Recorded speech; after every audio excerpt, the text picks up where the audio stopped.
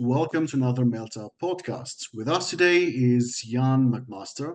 He's a business communication consultant and an author based in Munich.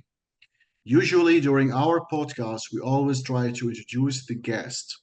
But today, for a special occasion, I'm going to let our guest tell us more and as much as he wants about himself and about what he's doing in Munich. So, Jan, the mic is yours. Who are you? Well, thank you very much, and thank you very much for the invitation to join you here on the podcast. So briefly, I'm from England originally. I mean, my first name, Ian, is actually Scottish. The second name, McMaster, is Irish. My parents were both English. But I've been living here now in Germany, in Munich, for 35 years.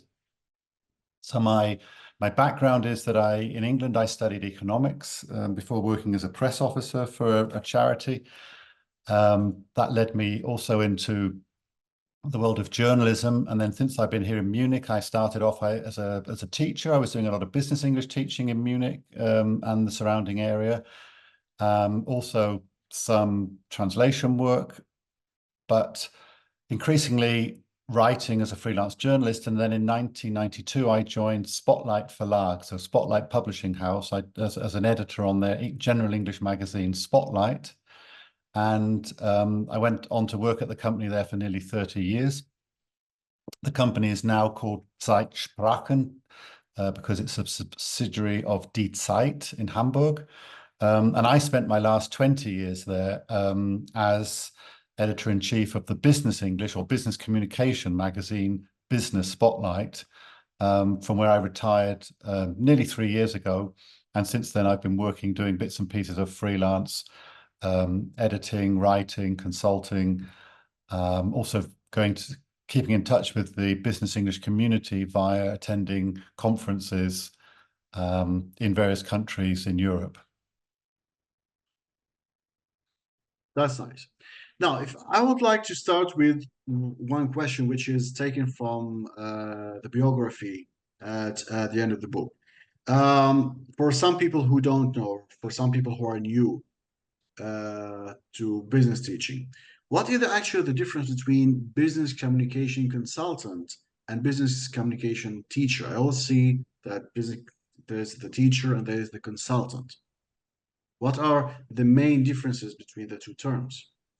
Yeah, sure. Actually, let me just say one other thing that I forgot to mention before is that I've been involved with MELTA, the Munich English Language Teachers Association, since the 1990s. So it goes back 30 years. And I'm a huge fan of the so-called ELTAs, the teachers' organizations around Germany. But I mean, it's a good question you ask. I mean, people use all sorts of different terminology. I mean, people talk, typically when people start teaching, they call themselves a teacher as the obvious thing. And then quite often they move into calling themselves a business English trainer. Other people then move on to more into the coaching area. Consultant is a very vague term. It simply means that you work in various areas relating to communication. So that could be editorial type work. It could be consulting type work. It could be teacher training type work. It's just, to be honest, it's a term that means everything and nothing, as a lot of terms do. Okay. So, being in Germany, you know that in Germany, especially in Munich, there are a lot of, let's say, a lot of people from different cultural background, and sometimes when we teach, you know that in one class could be 10 people from 10 different countries. It's not the same as like in England or some other countries. Based on your experience, what are the differences between working with an international team and working in the same country where the majority, if not all, members of the team belong to the same culture or the same background? What are the similarities, if there are any, and the differences? Yeah, it's interesting. If I can just pick up on 3 terms that you mentioned there. You mentioned the term country, as in people coming from the same country. You mentioned the term culture, people coming from the same culture. And you also mentioned people having the same background. And this is interesting because in a way, they're kind of related but different things. So quite often when we hear people talk about culture, we're still trapped, even though we've been talking about this for decades, we're still trapped in this idea that culture equals country in some way. So, for example, recently somebody told me they had a homogenous group of students, and I said, "What do you mean by homogenous? They're different people. How can they be homogenous?" And of course, people are different. So, in a way, I prefer to think of culture as an individual thing, not as a country thing. Um, because and every individual has their individual background. They bring with them attitudes, values, experience, which is related on a whole range of things, one of which is the country that they come from. And that could be an important influence in certain situations, but lots of other, their family background, their maybe religion in their family, maybe politics, maybe class, then gender, then we've got age. Then when you move into the world of work, you've got people from different professions, in different departments, different levels of the hierarchy, and all these aspects influence the person's individual culture. So I prefer to see culture as an individual thing. And when we talk about teams, prefer in a way to encourage teams to spend more time thinking, what culture are they going to create for their team as a common way of working, rather than focusing on sort of looking back and focusing on people's country or other backgrounds. So in a way, the short answer to your question, that was the long answer. The short answer is you've always got groups which are varied, and you need to take account of that and not get hung up on factors like, for example, country background, because you're very quickly in danger of heading into the area of stereotypes, of stereotyping people on the basis of certain characteristics. Now, just follow-up question. A lot of people who try to take up teaching complain that it's important and essential when they apply to a position. They always say, if we cannot accept you unless you are or you have lived in a certain or a specific place or a country. I'm talking as a teacher. Now, do you think the employer in this case had the right or is somehow right, or is just a reason to say no, because it's, as we all know today, it's a term of native speakerism. Yeah, I mean, native speakerism, in this context refers to the idea that somebody who is a native speaker, which whatever that means, and it's not always clear in lots of contexts, has some kind of advantage or superiority when it comes to teaching a particular language. That's kind of the issue we're talking about here. And it's quite clear to me that no, I mean, employers should not be discriminating against people on that ground, or even in favor of people on that ground. Even if, as say, you can determine, because lots of people grow up with different languages, not simply just one. But no, this has been a big topic within the industry recently. There's also been legal challenges to this idea, particularly the work of Patrick Mustu in Germany. Employers should be employing the people who are the best people to do the job, and that will be based on their skills, their experience, their attitudes, and so on. It won't be based on what country they come from, or what country they've worked in, or what language they were born with, let's say, or they learnt as their first language. So we're slowly moving away from this form of discrimination, but it is slow, and you will still see, for example, job adverts that ask for native speakers of a language. That shouldn't happen anymore.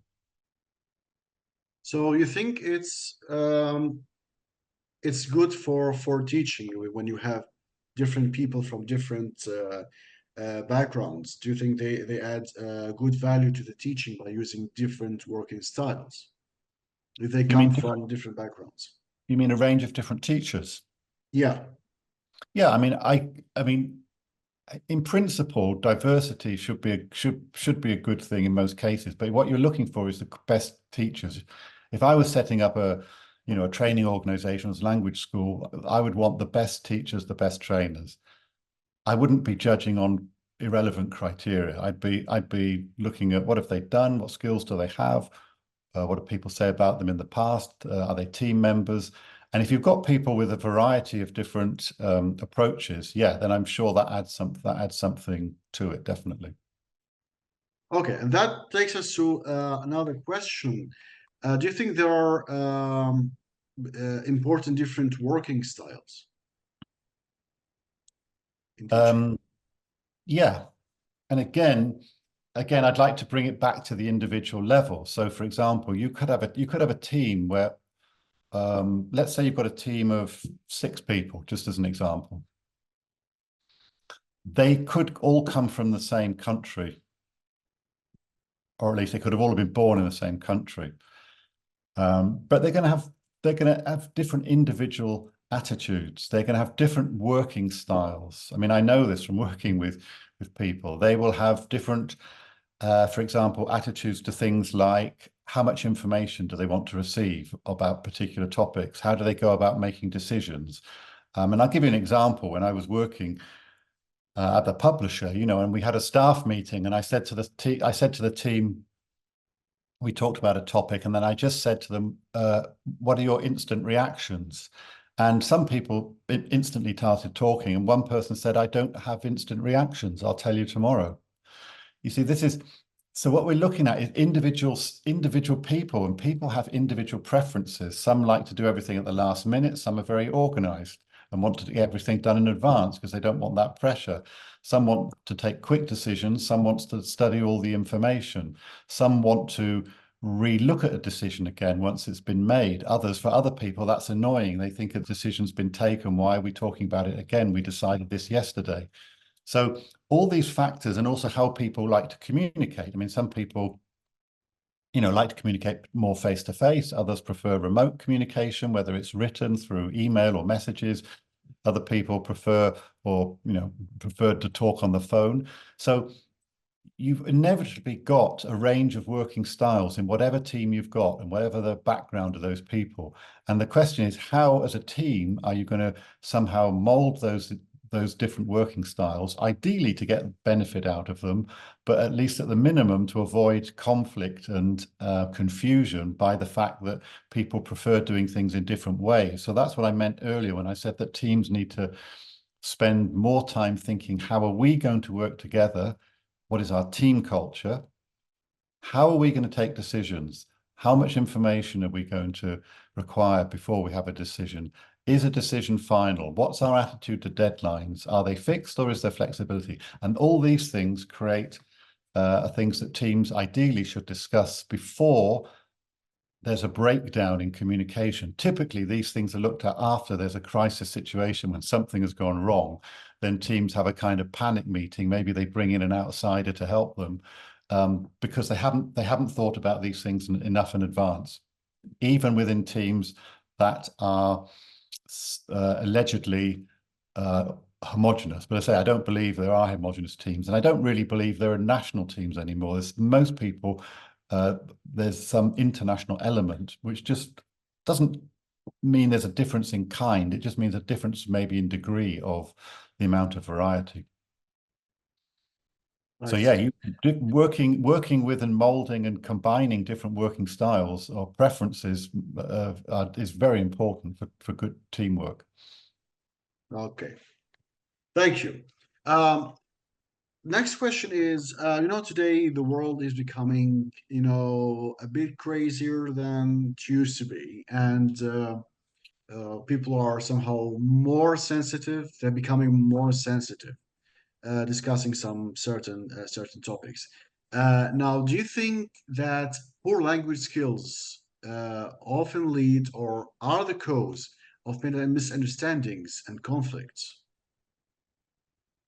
I think poor communication skills are the source of misunderstandings and conflict. And I think I often say, as a half joke, I ask people, I say to them, are you, as an individual, are you a WTCP? And they look at me because they've got no idea what a WTCP is. And there's no reason why they should, because I made it up. It's not a common term. But what I mean by a WTCP is And I say, well, you all are that, all of you, whether you put your hand up or not. And that is a walking, talking communication problem. In other words, human beings we go around the world in our interactions with friends, family, colleagues, strangers. We go around causing misunderstanding the whole time. And therefore, the misunderstandings come because of our poor communication skills. Now, it could be that language is a factor within that, obviously. It could be because somebody's language is not good enough in inverted commas, or maybe a high enough level, or they don't know enough words to express themselves, or they say something unintentional in a second language, but it also happens in the first language.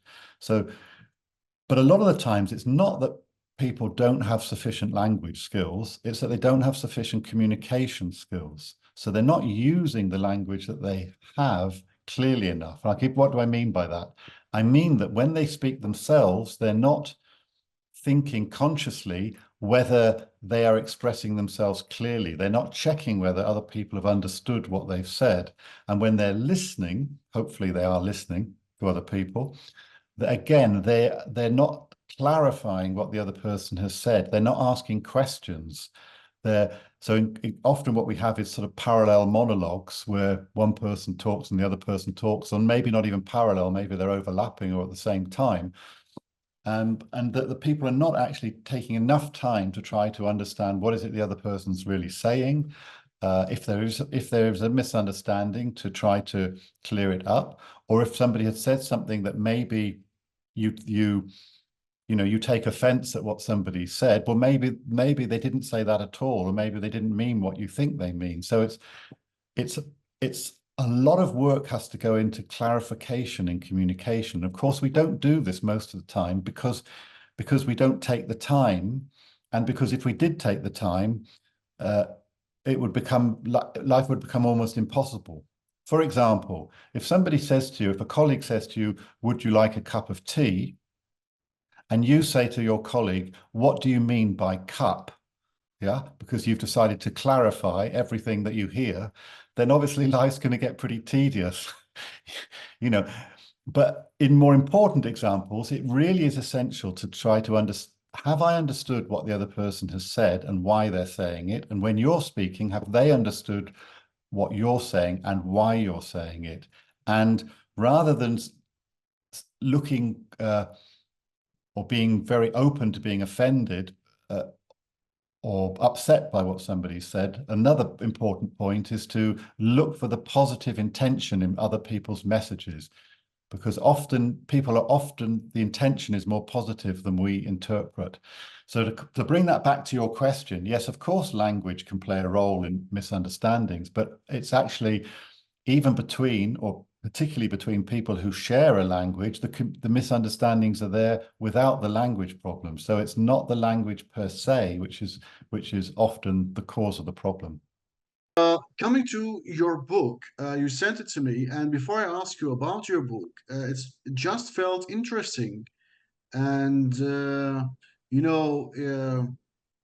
it's itchy to ask you, why did you decide to have the cover and the first few pages in German, and then the rest of the book, the whole book was in English? Before you tell me about the book and uh, anything you would like to say about that, where from did that idea come, and why? Why did you decide to do that?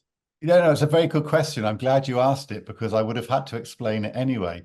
And like a lot of things in life, it's the result of a series of decisions that ends up with a, a result that might seem illogical, but has a certain logic to it. So very briefly, the publisher of our book that I wrote with Bob Dignan, who is my long-standing collaborator in all things business English. We've written a number of books together, articles, and Bob was for 20 years wrote a section on business skills in Business Spotlight magazine. The publisher of the book is Haufer, which is a big German publisher. Their market is the German-speaking market. And very originally, the book they wanted was going to be in German. The whole book's going to be in German. But we decided during the production or the process of developing the idea of the book, we decided to that actually the book should be in English because it's about English.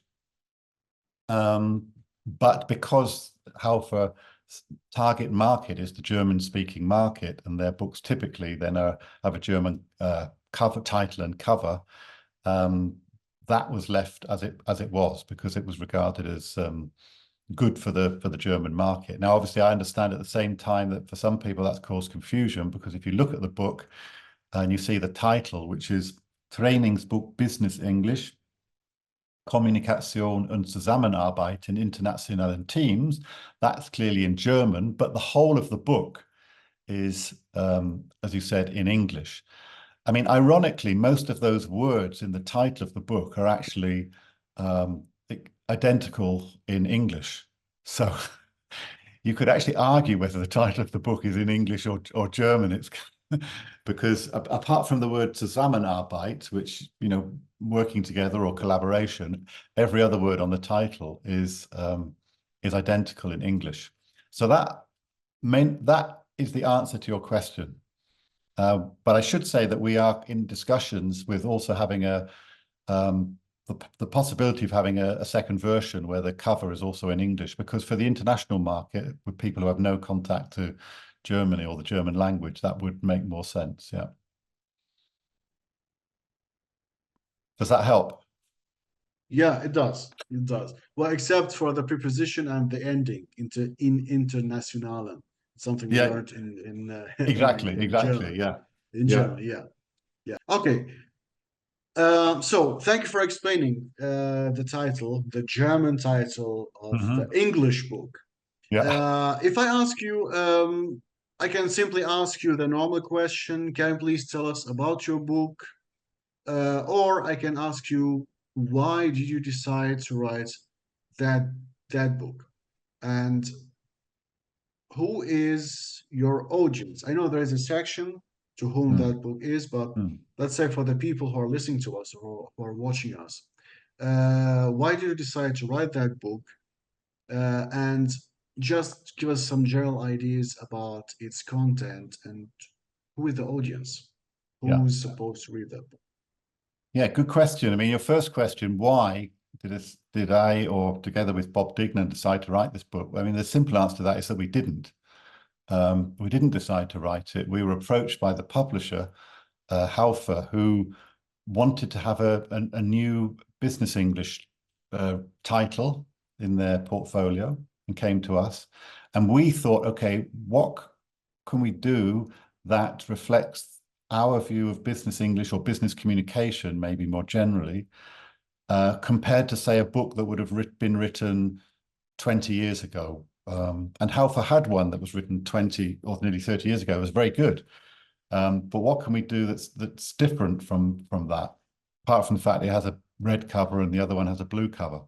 And the big difference is that whereas in the past, business English was often divided up into what was sometimes called the Big Six. And the Big Six were sort of big six typical events or situations where people need English at work. And maybe I should clarify, when I say business English, what I mean by business English is nothing to do with managerial or finance or anything like that. What I mean is the English people need to do their jobs at work. So in a way, the term English at work or workplace English is actually a better description than business English, because business English, for some people, makes them think it's for a select group of people. I'm talking about the English for anybody at work.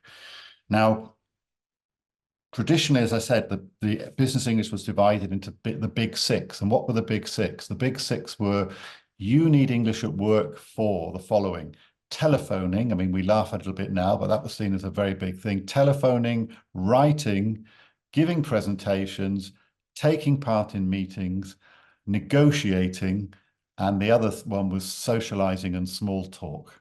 And these were almost seen as like 6 separate areas, and there were, you know, separate books brought out by the publishers on these 6 areas. And in each area, you were given the language that you needed to, for example, open a meeting, agree and disagree in a meeting, make decisions, etc., etc. And the approach that Bob and I have taken for years, and we take in this book primarily, is to say, what are the generic communication skills that you need at work, regardless of what the situation is in which you're using language? So it doesn't matter in a way whether it's a presentation or a meeting or a negotiation or uh, relationship building via or socializing and small talk. You have to do the following things. You have to create rapport and contact with people. You have to be able to persuade people. You have to be able to take decisions. You have to be able to resolve conflicts. You have to be able to support people. You have to be able to give and receive feedback. And these are generic skills that go across all the previous big 6 dimensions. So in a way, we're looking at the concept of business English differently. And then we said, okay, well, what is one of the most common sort of umbrella terms, or if you like, what holds this all together in people's work nowadays? And it's the fact that everybody at work works in teams of some sort. So whereas the other approach, the traditional approach, saw the person on their own, I'm giving a presentation, I'm negotiating with maybe one other person in a meeting, it was quite individualized. We're saying actually most of what you do at work involves teamwork. And a team for me is anything more than one person. So you're working with somebody else, you're working in a team of 4 or 6 or 10 or whatever.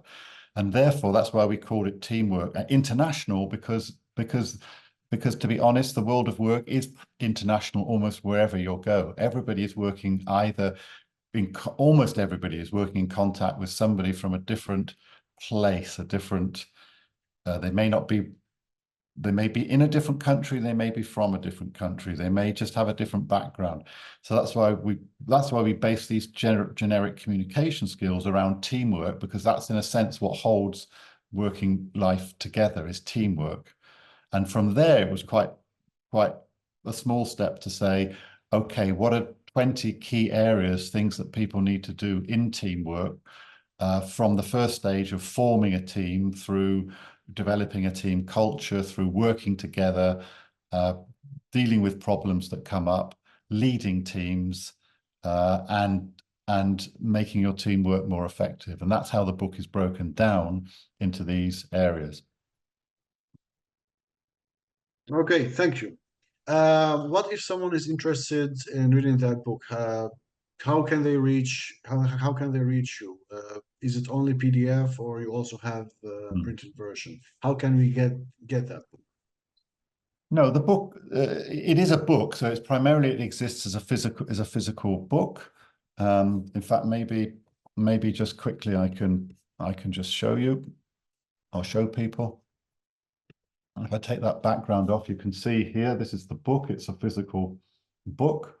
And in fact, most people still go for the physical copy, but it's also available as a PDF version. And whether you have this is quite a nice thing for teachers, is that within the book there is a code, also within the PDF version. And with this code, you can go online onto the website of the publisher, Halfa.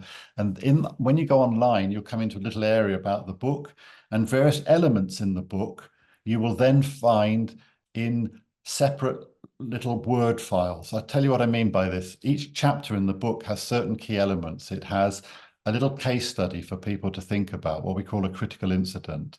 It has feedback on that critical incident. It has useful phrase, it has exercises. Now, for teachers, this is very useful in teaching because, rather than say, like copying things out of a book, or maybe in a book, a certain element goes over 2 pages. Here, all these crucial little elements are available in separate Word files on 1 page. It makes them much easier to use. In the book, it's called digital extras. So yes, it's a book, it's a PDF. You can buy it. The book is available through all the normal online bookshops, but it's also available, which is probably most interesting or good for people who speak German. It's available via the website of the publisher themselves, so via Halfa's own website. And the publisher likes people buying it there, because if they buy it there, the whole of the price of the book goes to the publisher, whereas if you buy it via an online bookshop whose name begins with A, for example, then half of the money goes to that online bookshop and only half of it goes to the publisher. So, but obviously for people that don't speak German and don't want to fight their way through a German language website, you can just use your normal, whatever normal online bookstore that you order from. Okay, I'll go to the main website of Halfor and maybe leave a link in the description for those Yeah, who are interested. I think today yeah. anyone can There's a use, link. yeah, they can use the automatic translator if they don't speak German. Yeah, or they Yeah. have some extra money, they can go to that website which you mentioned and get it. Okay, so thank you very much for explaining that. Now, I'd like to ask about a term which a lot of people nowadays are using, which is the AI.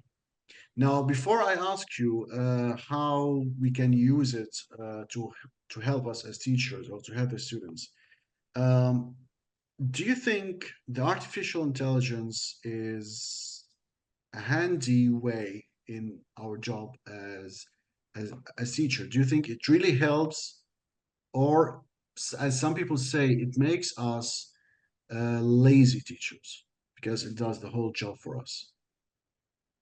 Well, it shouldn't make teachers lazy, and I don't believe it will. Certainly not good teachers. And I think the the interesting question is obviously how do you use this tool? Yeah, and when we say this tool, when we say AI, um, I mean AI is such a broad topic. It covers so many different aspects and so many different applications that it's hard to talk about it in a kind of global way that is sensible and covers everything. So, you know, but to take an example, a very practical example of what you might be referring to, I mean, AI, quite a lot of teachers now are using AI to help them produce materials for their classes.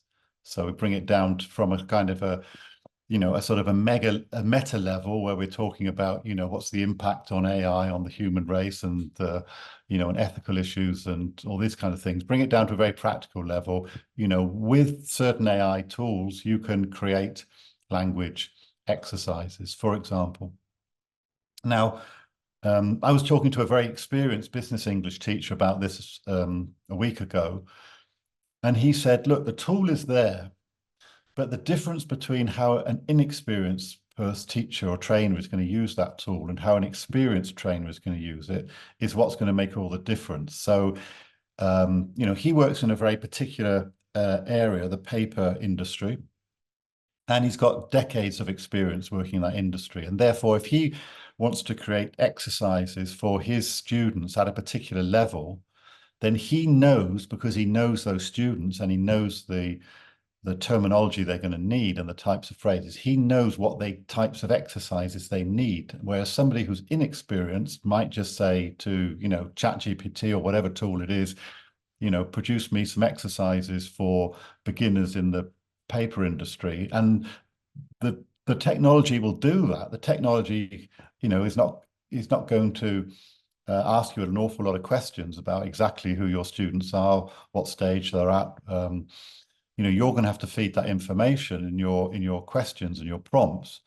So the inexperienced user will get exercises, but they may be of no use whatsoever to the students because the teacher trainer doesn't have that experience themselves to know what's relevant and also maybe to also correct things which are wrong or whatever.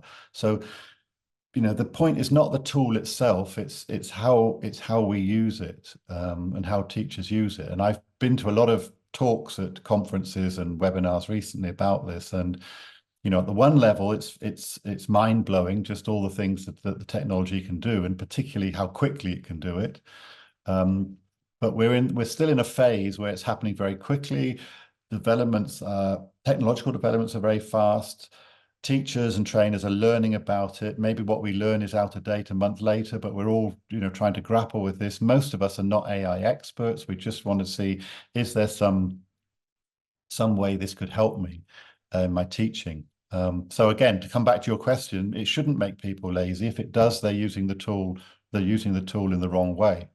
if it saves them time and allows them to invest that time in more productive uses, why would we, why would we insist on teachers, trainers, or anybody else using an old-fashioned technology that takes them, we don't say to teachers, you have to write everything out by hand or with a quill or something. We use the technologies there, and I see AI in this narrow sense as no different to, a typewriter or some other, a pen compared to a quill and parchment, a long time ago. So don't you think that by using that, especially for teachers when they are preparing for their lessons, uh, do you think that one day we'll no longer need any trainings for teachers or any, for example, we have the CELTA and Delta and other trainings. Do you think we'll reach a day when a potential teacher would ask himself why to make this extra effort since I can simply write few lines in ChatGPT and I have the plan, I take it to the classroom, and here we go. What do you think? Do you agree with me? No, I mean it's an interesting question, and again, a lot of the webinars and talks at conferences, some concern the use of the particular tools, and others concern the issue you're talking about, which is in a sense the impact of AI on the teaching profession. So to go back a step, at a very general level, if the question is, should I get qualified or should I not get qualified, then I still think we're definitely in the phase of yes, you should be qualified. I mean, but that's not just about teachers, that's about engineers, that's about doctors, that's about every other nurses, that's about every other job. So, being qualified, assuming the qualification is a good and relevant one, and is a good thing in my view. And one of the problems in the teaching profession is that because there is no, there is no essential recognized qualifications in the same way there is for accountants, lawyers, doctors, and various other professions. That's one of the reasons why teachers are so badly paid, because anybody can come in and do it. So, I mean, generally, I'm in favor of qualifications, but those qualifications are going to have to adapt over time to take account of the technology. So when I did my teaching certificate or my, like the CELTA in 1990, yes, we probably spent a lot of time thinking about how to create exercises. We also spent a lot of time doing it. Now, well, if the technology can save us time there, we can spend more time on other aspects of teaching, or teachers in other roles as coaches, as moderators, or as motivators, and let the technology do the drudge work. This would be the ideal situation. So this technology, like others, will have an impact on the profession, but the thing is to try to steer that impact in a way that helps teachers and the profession to become more professional and not less professional. At the same time, obviously, there will be, and we've seen that already, there'll be lots of new alternatives. There already are lots of technologically driven alternatives to learning languages where you don't need a teacher. So a lot of people, like myself, use tools like, I mean, just to mention two, Duolingo or Babbel or whatever it is, just as a form of self-study in the same way they use the products of the company that I used to work for, Spotlight Verlag or Zeitsprachen, with their magazines, audio, websites, podcasts, etc. So self-study will always be there, and a certain sector of the market will be looking for guidance from teachers and trainers. And it's up to teachers and trainers to mold that role and implement and integrate the technology in a way that ensures that they still have relevance. And if they have relevance, they will be employed to carry out those tasks. Okay, thank you. You said something about self-study, like using some applications like Duolingo, and actually that's the source of 90% of my German in Germany. One of my colleagues said that self-study is only good for those who studied the language at university. I'm not talking about only English. German, Spanish, Italian, any other language. And she said that only people who study the language as university, as a higher education, believe that self-study is more beneficial than actually participating in a course or studying with another teacher. And if for some reason these people become teachers, they insist on their students uh, that they must, let's say, work themselves, work harder on getting the information rather than the teacher giving them the information. Do you agree with that, or you think it doesn't matter? It's about each person. It's not about studying the language as a higher education or not. Um, my instinct is it's a very individual thing. I mean, there are all sorts of different ways of learning a language, aren't there? I mean, they're composed of, you could break it down into certain big areas. One is self-study. That covers a multitude of different things that can be using all sorts of medium, of which these newer ones, technology-driven ones, are only the latest incarnation. I'm not sort of singing the praises of any of these methods. I'm just saying that if you're a self-study learner, if you want to try to learn a language, there are a whole range of tools available for you, much more than there used to be, so that you can do that, whether you want to read, whether you want to learn vocabulary, grammar, whether you want to practice your listening skills. The self-study things tend to be a bit weaker on the speaking side at the moment, but that will develop as technology develops. So that's one area, what in a sense self-study. Another whole area is some form of guided instruction. So some taking part in some kind of class, if you want to use that word. Now, again, that can be face-to-face, that can be online, it can be hybrid. It can involve blended learning. And within that, you've got a whole range of different methods that people use, from very traditional frontal teaching type methods to more collaborative or methods, which maybe is what you meant, where the more emphasis put on the students, even within that class context, to actually do things for themselves. And then you've got maybe a third area, which is and of course, courses can be intensive or they can be extensive over a long time, or very compact. And the third area, as well as self-study and course, the third dimension maybe is, which can combine elements of both of those, is actually, being in the country where this language is spoken, and therefore immersing yourself in the whole experience. Now, if I was starting from scratch now and wanted to learn a new language, which in some ways I am, because I've just started to learn Italian, which I've never done before, I would want to do all of those things, ideally, time permitting. I would be trying out all sorts of self-study things. I'd maybe sign up for an intensive course somewhere. I'd go and spend some time in the country where the language is spoken. I would be, in a sense, bombarding myself with all these inputs. I'd also be trying to work out what works for me, because, and I don't mean work in a sort of some kind of pedagogical sense, because as a learner, I may not even be able to judge that. What motivates me, because my conviction is there's basically only one reason why people fail to learn a language. Well, there might be two. One might be time, but that's often, we normally find time to do the things we really want to do. But the big reason why people fail is not it's some innate linguistic ability or skills, it's motivation. And the reason they don't learn the language is because they stop at some point. They start maybe enthusiastically and then they stop.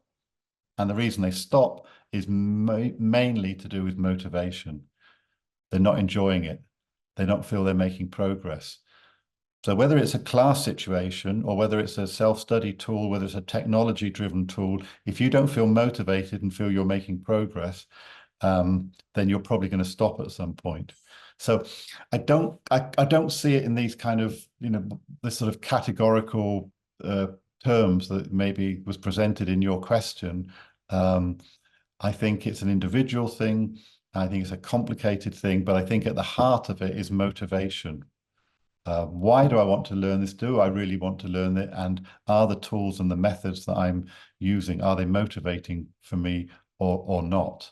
And that's irrelevant of what they are. If I really wanted to learn a language quickly, though, then I would have to go, I think I would have to go for an extensive, immersive period of going and spending 6 months in a country. That's actually how I learned German ultimately, was by being here and being surrounded by it and having classes and doing self-study.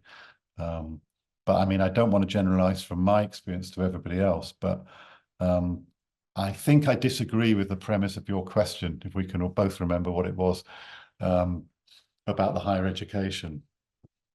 It sounds too black and white to me. Well, actually, I agree with you, and actually that's how I learned English. Started learning English by myself before the social media, before the internet. Yeah, And maybe because yeah. my colleague knew that about me, so maybe she came up with that conclusion with which you know I can't agree or disagree because just like you, I do believe that each person is different. Mm, So mm. uh, I would I would take your point because it sounds more logical, actually. I mean, Okay. what interests me with these apps or technology and tools is, and I have a friend who's been using one for 2 years now, or 3 years, every day. And he told me that he can now, for Spanish, and he can now have conversations in Spanish with his partner. And I think that's the interesting thing is for learners, how do they make the transition between doing these daily activities with apps to actually using the language effectively in a communication context? How that transition works, I don't know. Maybe I'll find out myself at some point if I stick with it. Well, let's go for it. Okay. Do you have some, let's say, a piece of advice for the young people in Germany, exactly in Germany, who want to become teachers? Um, what would you tell them? Go for it, find your way. Here's my book that can help you. The future is bright for you. Or you tell them, if you are into teaching, Germany is not the best place for you. What advice would you give the young people in Germany who want to take up teaching? Well, why would Germany not be a good place? I mean, it's as good a place as it's as good a place as any. I mean, the question is, do you want to become a teacher? And if you're not sure, I mean, my advice to anybody who's serious about becoming a teacher and maybe moving on to, teaching English or then teaching maybe English work, business English, is would be, if you're serious about it, get qualified, do the qualification. If you're not sure about it, then try it out first to see. I mean, ideally, I think language organizations should be only taking on qualified teachers. On the other hand, as a teacher, it can be an advantage for you if you're not qualified to actually get some experience, which you can do in some places, just to see whether you like it or not before you make that investment in the in the qualification. Because to do a CELTA, I mean, if you do it full time, it's a month, and it can be quite expensive. It's an investment in your future, which I think is a good investment, a very good investment if you're serious about it. But you might also actually, ironically, get more out of the course if you've already had some teaching experience. I didn't have any for teaching English. I went and did my qualification, and then I came back and tried to put some of these things into practice. And in a way, I realized I would have got possibly even more out of the course if I'd had some experience beforehand. But it's that vicious circle of how do you get started when you have no experience? But there are opportunities. You have to sell yourself, convince people. I know when I came over here, I was told by all the people I approached, we will only take you on if you have a qualification. So that was my motivation to go and get a qualification. At the same time, I'm aware there are quite a lot of teachers who are working without qualifications, and there are still language schools who will take them on. And if that's the case, then take advantage of that as a teacher. As far as the specific German market goes, I mean, there are opportunities here, but I mean, the question is really, the first question should be, well, You know, do you want to live in Germany? If you want to live in Germany, then go for it here. If you have other reasons why you don't want to live here, then fine. But I wouldn't make the teaching, you know, the teaching world the basis of your choice. Unless you simply don't find anything here, then sure, you know, you might have to go elsewhere. But I mean, Germany is a mature market in some ways. It's not a rapidly growing market as other parts of the world are. That's definitely true. You know, it's a matured market which doesn't have, as far as I'm aware, or my experience of talking to people, it does not have rapid growth in English or business English at the moment. It does in certain areas, but in general, it's not a fast, you know, rapidly growing market. And that's partly because to do with the, you know, the level of English skills amongst people coming out of German schools, much higher than it was 30 years ago. People maybe don't see the need for extra training. But when I talk to people, some teachers in training, their markets are booming because they have clients who have a lot of employees that need training. In other areas, the demand is falling. But there are other parts of the world, I'm sure, where the market for English is growing more rapidly. On the other hand, you know, the you know, the pay and conditions may or may not be as good as they are here, depending on where you're working. Okay, Go for it. thank Go for you. it. Yeah, Jan McMaster, thank you very much for joining us today. It was very nice and pleasant to talk to you and to get to know you more and more about your book. Thank you very much. Thanks for the opportunity. You're welcome. You're welcome.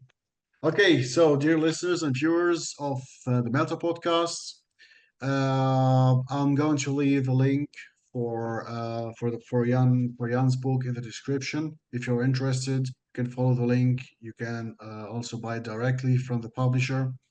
If for some reasons you can't get there, you can always find it in.